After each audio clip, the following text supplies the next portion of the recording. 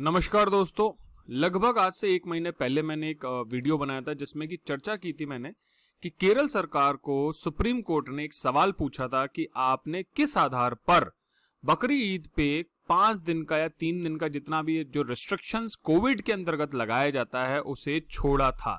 इसके अलावा एक चीज और उन्होंने चर्चा करने की बात की थी कि उन्होंने ये कहा था कि यद्यपि इस नियम को जो आपने बदला है इसको हम रोक तो नहीं सकते हैं, लेकिन अगर इसके बाद आपके यहाँ केसेस की संख्या या भारत में केसेस की संख्या बढ़ी तो आपके लिए बड़ी चिंता का विषय होगा। और स्टेट की जो मशीनरी थी, स्टेट जिस तरीके से काम कर रहा है उसके लिए उसने बड़े ही कड़े शब्दों का प्रयोग किया था और कहा था कि हालत बहुत नाजुक है। कई और राज्यों को सुप्रीम कोर्ट ने प्रश्न उठाया था कि ऐसा ऐसा वो क्यों कर रहे हैं। अभी हाल में, अच्छा इससे पहले एक चीज और बता दूं, जो कांवड़ यात्री थे यूपी गवर्नमेंट ने उसी समय पर कांवड़ यात्री जो थे अप्रूवल सुप्रीम कोर्ट के प्रश्न के बाद उनकी यात्रा पर रोक लगा दी थी और जो कांवड़ संघ था उन्होंने खुद ने रोक दिया था कि नहीं, कोविड के दौरान हम ऐसा नहीं करेंगे। वहीं यूपी गवर्नमेंट ने उस चीज पर रोक लगाई थी कि कोई भी 5 लोगों से ज्यादा संख्या अगर अधिक होती है तो वो कांग्रीगेशन या समामेलन जो है नहीं होगा।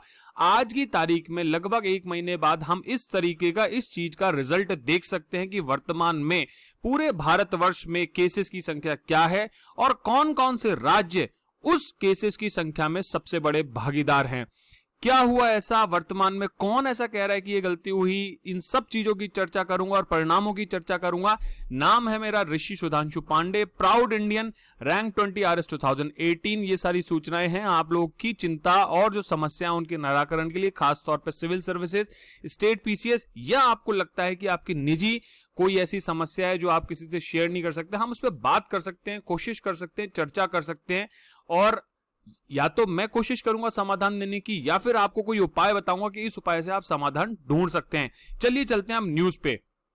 इंडिया टुडे की न्यूज है, अभी 1.5 घंटे पहले की ही न्यूज है। Allowing religious gatherings was a bad idea, बहुत बुरा आइडिया था। गवर्नमेंट पैनल के जो डायरेक्टर हैं कोविड स्पाइक से संबंधित इन केरला, उन्होंने ऐसा कहा है। अनुराग अग्रवाल जी जो हैं वन ऑफ द डायरेक्टर्स हैं INSACOG, इसकी फुल फॉर्म क्या है ये मैं बता दूंगा, जो कि एक्चुअली जीनोम सीक्वेंसिंग मॉनिटरिंग कर रही है पूरे भारतवर्ष में, जो ये बताती है कि किस तरीके से कोविड-19 के जीनोम एक्टिविटी मूव कर रही है। नेक्स्ट है, अगर बात करें सिटी टुडे की न्यूटे, मैसूरू न्यूज जो है, मैसूर जो क्षेत्र है केरला का, कर्नाटका का, केरला का नहीं कर्नाटका का, वहां उन्होंने इस तरीके की न्यूज को कवर किया कि allowing religious gathering was a bad idea. Next मैं बात करूं तो यह है हिंदी वन इंडिया की न्यूज है, धार्मिक समारोह के लिए अनुमति देना एक बुरा आइडिया था, केरल में बढ़ते कोरोना मामलों पर सरकार ने कहा। हिंदुस्तान की भी न्यूज है कि बकरीद पर छूट से बड़े कोरोना के केस, केरल सरकार पर केंद्रीय पैनल ने उठाया सवाल। इसके अलावा मैं आपको एक चीज और बता देता हूं, ये अदर न्यूज़ेस हैं कि जो कोविड R वैल्यू थी वो तेजी से बढ़ती जा रही है देश में। केरला और नॉर्थ ईस्टर्न जो स्टेट्स हैं वो इस लिस्ट को टॉप कर रही। तो देखिए उन निर्णयों का ये सवाल छूटता है। मैंने केस स्टडी के रूप में एथिक्स GS 4 पेपर 4 के लिए केस स्टडी के रूप में भी आपको एक सवाल दिया था कि अगर आप किसी जगह के चीफ सेक्रेटरी हैं किसी स्टेट के और आपके सामने ऐसी जो सिचुएशन आती है कि भाई एक रिलीजियस कांग्रीगेशन या समामेलन की बात है या जो गैदरिंग है उसकी बात है, उसको लोग क्या आप अप्रूव करेंगे, नहीं करेंगे, और नहीं अप्रूव करेंगे तो क्यों अप्रूव करेंगे, तो किस तरीके रिस्ट्रिक्शंस आप लगाएंगे जिससे कि आपके यहाँ कोविड केसेस ना बढ़े। तो ये केस स्टडी का रिजल्ट आप नोट कर सकते हैं। याद रखिए भविष्य में यूपीएससी ऐसे क्वेश्चन पूछ सकती है और यूपीएससी कोई अपने क्वेश्चन नहीं बनाती, वो मोस्टली केसेस जो हैं कहीं ना कहीं घटित हो चुके होते हैं या हो रहे होते हैं, ऐसे ही केसेस को लेकर वो GS पेपर 4 में आती है। इसके अलावा इंडिया टुडे की भी मैं बता दूं कि Kerala not following Covid containment guidelines, ये सेंटर टीम पहले भी बता चुकी थी। तो ये सारे जो चैलेंजेस थे वो अब रिजल्ट बन के केरला गवर्नमेंट के सामने आ रहे हैं। द स्पाइक इन कोविड-19 cases in Kerala could have been avoided, ये ऐसा कहा है जो अनुराग अग्रवाल जी हैं। अब इन INSAOG की मैं फुल फॉर्म बता देता हूं, SACOG की, इंडियन SARS-CoV-2 जीनोमिक्स कंसोर्टियम, ये एक समूह है जो कि इसकी जीनोम सीक्वेंसिंग कर रहा है। उसके जो डायरेक्टर्स है, वन ऑफ द डायरेक्टर्स हैं, वो ये बता रहे हैं, उन्होंने ये कहा इंडिया टुडे को कि for allowing religious gathering was a bad idea and the Kerala government should have only reopened essential services, कि भाई जो आवश्यक सेवाएं थी उन्हें ही उत्पन्न करना चाहिए था।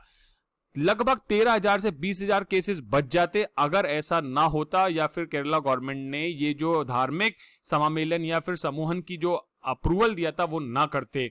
उन्होंने ये भी कहा कि Kerala was behind the pandemic curve, जो अभी पेंडेमिक में कर्व बढ़ रहा है भारत के सभी केसेस में, उसमें केरल एक बहुत बड़ा कारण है कंपेयर टू नॉर्थ इंडिया।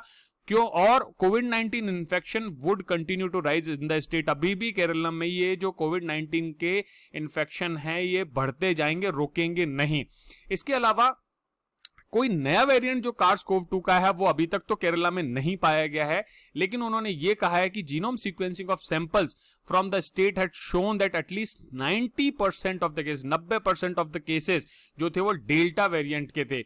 एक म्यूटेंट वेरिएंट है, स्ट्रेन है, जो कि सेकेंड वेव में अप्रैल मई का जो ड्यूरेशन में सेकेंड वेव थी उसका एक बहुत बड़ा कारण था। इसके अलावा उन्होंने ये भी बताया कि ये जो कोविड-19 की थर्ड वेव है वो लगभग सितंबर अक्टूबर के पीरियड में आ सकती है। तो मेरी आप सब लोगों से अपील है कि केवल और केवल इससे 4 चीजों से बचा जा सकता है। एक तो कोविड अप्रोप्रिएट बिहेवियर, जिसमें 3 चीजें आती हैं, मास्क पहनना, सोशल डिस्टेंसिंग करना, हाथ धोते रहना, और दूसरी चीज है वैक्सीनेशन, जिसके लिए सरकार भी बहुत तेजी से प्रयास कर रही है। और अगर अब मैं तो ये कहता हूं आपसे कि कहीं फ्री नहीं मिल रही, पैसे लग रही है तो कोई बात नहीं, 1000 रुपए में अगर आपके जीवन की सुरक्षा होती है तो कहां बुराई है। 1000 रुपए तो हम कैसे भी खर्च कर देते हैं महीने के, अगर आप इंटरनेट के देखो तो 400 रुपए आपके लग जाते हैं। तो जीवन के लिए अगर आपकी एक वैक्सीनेशन के 1000 रुपए लग भी जा रहे और 1000 रुपए भी नहीं लग रहे, 750 कोविशील्ड है जहां तक मुझे मालूम है, और 1080 के आसपास कोवैक्सीन की कॉस्ट है, ये गवर्नमेंट कॉस्ट है। इसके अलावा अगर कुछ लगता है तो कोई बात नहीं, कोशिश कीजिए एटलीस्ट सिंगल वैक्सीनेशन कराने की। Please help the government, because आप मदद करेंगे तभी सरकार आपकी मदद कर पाएगी।